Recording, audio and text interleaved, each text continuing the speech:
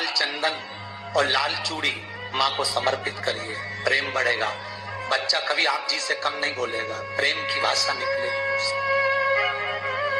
माँ जगतजननी की आराधना, जगदम्बा की उपासना। नवरात्रे में 9 दिन में से कोई एक दिन ऐसा ले लो जिस दिन कन्याओं का भोजन कराओ, साथ में उनको लाल चुनरी ओढ़ाओ या कोई लाल वस्त्र, लाल पूजन की सामग्री उनको दो, सुख मिलेगा। भी देवी की आराधना का एक स्मरण का सुख है महाराज। ज्योत का विधान है, नवरात्रे में देवी की ज्योत लगती है, अखंड ज्योति लगती है, जवारे बुआए जाते हैं, कलश लगता है।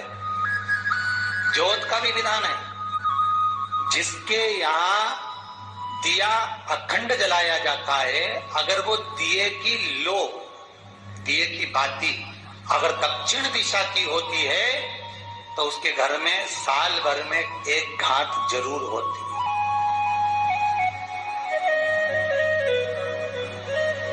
जो दिया अखंड जलता है उसकी बाती का मुख दक्षिण का नहीं होना चाहिए। अगर आपने देवी भागवत का स्मरण करा हो, देवी भागवत को अगर सुना हो, तो देवी भागवत में स्पष्ट किया गया कि पूर्व की ओर मुख करा हुआ दिया, अर्थात पूर्व की ओर ज्योत जो जलाई जाती है वो संपदा की वृद्धि करती है। पश्चिम की ओर मुख कर कर जो ज्योत लगाई जाती है महाराज, वो वैभव को देती है। और उत्तर की ओर जो मुख कर कर ज्योत जलाई जाती है, उत्तर की ओर जो ज्योत का मुख रहता है वो आयु की वृद्धि करती है, घर में अकाल मौत को रोकती है।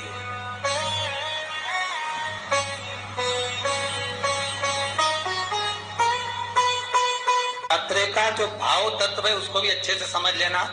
दक्षिण की ओर ज्योत ना लगाएं, अगर आपको लगाना है पूरब की लगाएं, पश्चिम की लगाएं या उत्तर की लगाएं। और जितने दिन महारानी जगदम्बा जगतधात्री दुर्गा भवानी अब की बार माता जी घोड़े पर आई है, हर बार देवी बदल बदल के आती है, इस बार जो नवरात्रे आए वो घोड़े के आए। तो घोड़े पर जो देवी जी आती है वो समृद्धि को देने वाली आती है, लक्ष्मी की वृद्धि करने वाली आती है। जैसी घोड़े की रफ्तार होती है उस रफ्तार से लक्ष्मी घर में आती है। तो ये मत सोचना कि कोरोना महामारी ने हमको नीचे गिरा दिया या कोरोना महामारी ने रोक दिया, कमाई के स्रोत रोक दिए, धन रोक दिया, चिंता मत करना। मेरी माँ जगतजननी दुर्गा भवानी अब की बार घोड़े पर आई है, साल भर में इतना धन दे देगी कि आपने पीछे के 4 साल में नहीं कमाया होगा, इतनी मेरी माँ भंडार भर देगी। ये घोड़े पर आई है, कोई साधारण नहीं हो सकता।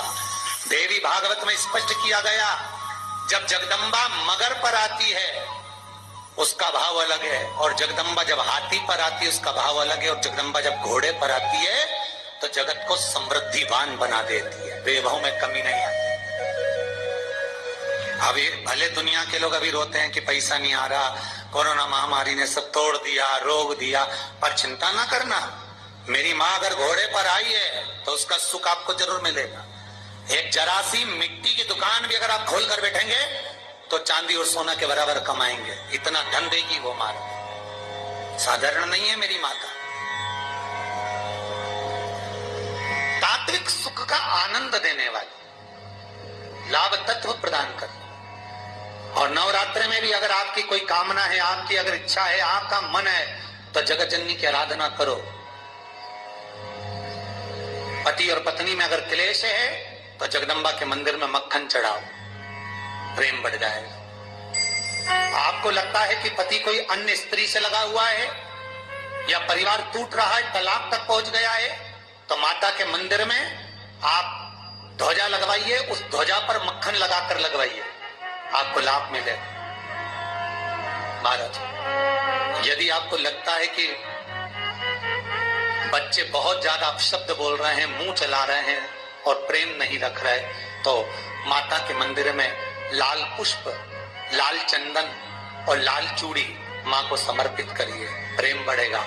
बच्चा कभी आप जी से कम नहीं बोलेगा, प्रेम की भाषा निकलेगी। माँ जगतजननी की आराधना, जगदम्बा की उपासना। नवरात्रे में 9 दिन में से कोई एक दिन ऐसा ले लो जिस दिन कन्याओं का भोजन कराओ, साथ में उनको लाल चुनरी ओढ़ाओ या कोई लाल वस्त्र, लाल पूजन की सामग्री उनको दो, सुख मिलेगा, आनंद है।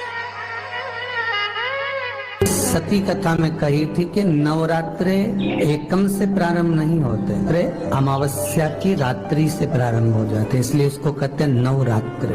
क्योंकि नवमी के दिन माता जी का विसर्जन हो जाता है, जवारों का विसर्जन हो जाता है, व्रत करने वाले कन्या पूजन, भोजन, भंडारा कराकर विराम दे देते हैं। तो नवमी की रात्रि उसमें नहीं जुड़ा पाते, उसमें रात्रि अगर जुड़ती है तो ये अमावस्या की रात्रि से जुड़ना प्रारंभ होता है, तब जाकर वो नवरात्रि पूर्ण हो पाती है। पितृलोक में पितृ जैसे निवास होकर भी इंतजार करते हैं। 4 नवरात्रे हैं तो 4 ही श्राद्ध हैं। आज मौनी अमावस्या है, श्राद्ध का विराम हो जाता है और कथा अर्थात नवरात्रे प्रारंभ हो जाते हैं दूसरे दिन। तो यहाँ शास्त्र कह रहा है जैसे हमें प्रतीक्षा रहती है कोई अच्छे कार्य की, कि घर में कोई शुभ कार्य हो, घर में कोई अच्छा आयोजन हो तो अपने को आनंद होगा, प्रसन्नता होगी। उसी तरह हमारे जो पूर्वज चले गए, जो पूर्वज चाहे वो अधोगति में गए हो, चाहे वो देवगति में गए हो, चाहे वो पितृलोक में निवास कर रहे हो, तो जितने भी पितृलोक में निवास करने वाले पूर्वज होते हैं वो भी ये विचार करते हैं कि हमारे घर के वंश द्वारा, हमारे वंशजों द्वारा कोई ऐसा सत्कर्म हो जिससे हमारे जीवन की वितृप्ति हो और हमें आनंद की अनुभूति हो। और ध्यान दीजिएगा महाराज, आपको चैत्री नवरात्रि का स्मरण होगा, आपको शरदी नवरात्रि का स्मरण होगा, पर जो आषाढ़ में और माघ में जो नवरात्रे पढ़ते हैं इसका एक आनंद ही दूसरा रहता है। बस इतना जरूर होता है कि दुनिया के लोग वो जो 2 नवरात्रे होते हैं उसमें कलश की स्थापना भी करते हैं, देवी का पूजन भी करते हैं, अर्चना भी करते हैं, मंदिरों में भीड़ भी रहती है और खूब प्रेम से माता का जगराता वगैरह सब होता है। पर ये जो नवरात्रे हैं 2 गुप्त नवरात्रे, इनका लोगों को स्मरण नहीं था। वो तो धीरे धीरे ये टीवी चैनल के माध्यम से कथाकारों ने, वक्ताओं ने स्मरण कराना जब चालू करा, धीरे धीरे बताना, मार्गदर्शन करना जब चालू करा, तब लोगों को ज्ञात होता गया कि कोई गुप्त नवरात्रा भी होता है, उसमें भी देवी की आराधना होती है। ये 4 नवरात्रे अलग अलग अवस्था के हैं, अलग अलग सुख के हैं और अलग अलग आनंद के। आपके घर में पितृदोष है, आपको ऐसा महसूस होता है, तो किसी भी नवरात्रि के पहले जो अमावस्या पड़ती है, जिस दिन अमावस्या रहे उस दिन चावल की कटोरी में एक कपूर का टुकड़ा रख दीजिए, छोटा सा, और कपूर का टुकड़ा रखकर उस कपूर को दरवाजे के बाहर कटोरी में ही, चावल रखी हुई कटोरी में ही उसको पितरों का स्मरण कर कर जला दीजिए। और जलाने के बाद उस चावल को कहीं भी किसी भी वृक्ष की छांव में पक्षियों के लिए डाल दीजिए। शिव महापुराण की कथा कहती है, अगर मान लो पितृ आपको कष्ट दे रहे हैं, पितृ आपको तकलीफ दे रहे हैं, कोई काम नहीं होने दे रहे हैं, या कहीं आपको ऐसा लगता है कि पितरों का दोष है, तो वो पितृ दोष देवी, अब ये जो आप करेंगे ये कब कर रहे हैं? अमावस्या के दिन आप उसको रख रहे हैं, अमावस्या के दिन उसको रखकर रात भर आपने रखा कपूर के साथ में, सुबह एकम पड़ गई, नवरात्रि लग गई, उसी दिन उसको जलाकर आपने पटक दिया। अर्थात उससे देवी और पितृ इन दोनों का आशीर्वाद जो प्राप्त होता है, तो घर में से पितृदोष समाप्त होकर लक्ष्मी की वृद्धि प्रारंभ हो जाती है, कार्य में सिद्धता आ जाती है। और नवरात्रि में भी देवी की आराधना का एक स्मरण का सुख है महाराज। ज्योत का विधान है, नवरात्रि में देवी की ज्योत लगती है, अखंड ज्योति लगती है, जवारे बुआए जाते हैं, कलश लगता है। ज्योत का भी विधान है, जिसके यहाँ दिया अखंड जलाया जाता है, अगर वो दिए की लो, दिए की बाती अगर दक्षिण दिशा की होती है तो उसके घर में साल भर में एक घात जरूर होती है। जो दिया अखंड जलता है उसकी बाती का मुख दक्षिण का नहीं होना चाहिए। अगर आपने देवी भागवत का स्मरण कराओ, देवी भागवत को अगर सुना हो, तो देवी भागवत में स्पष्ट किया गया कि पूर्व की ओर मुख करा हुआ दिया, अर्थात पूर्व की ओर ज्योत जो जलाई जाती है वो संपदा की वृद्धि करती है।